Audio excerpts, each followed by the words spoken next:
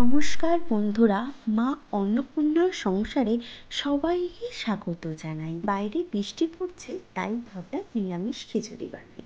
তাই মুগের ডালটাকে শুকনো খোলায় নেড়ে জলে ভিজিয়ে রেখেছি, আর গ্রাইন্ডারে টমেটো আর আদা পেস্ট করে নিয়েছি। অন্যদিকে হাঁড়িতে সর্ষের তেল দিয়ে অল্প জিরে, একটা তেজপাতা আর একটা শুকনো লঙ্কা পুরো দিয়ে টমেটো আর আদার পেস্টটা দিয়ে দিলাম। এরপর একে একে দেবো নুন, হলুদ, জিরে গুঁড়ো, ধনে গুঁড়ো, লঙ্কার গুঁড়ো, কাশ্মীরি রেড চিলি পাউডার। বৃষ্টির ওয়েদারে খিচুড়ি খেতে কম বেশি সবারই ভালো, তাই আজকের আমার রেসিপি নিরামিষ খিচুড়ি। এখানে মশলা কষানো হয়ে গেছে, এরপর দিয়ে দেবো ভিজিয়ে রাখা চাল আর ডালটা। এখানে 3 রকমের ডাল আছে, মুগের ডাল, মুসুর ডাল আর ছোলার ডাল। আর আলুটা আমি আগের থেকে হালকা ভেজে রেখেছিলাম। আলু দিয়ে একটু নাড়াচাড়া করার পর পরিমাণ মতো জল দিয়ে ঢাকলে দিতে হবে সেদ্ধ হওয়ার জন্য। ঢাকনা খুলে দেখলাম যে চালটা আমার সেদ্ধ হয়ে গেছে।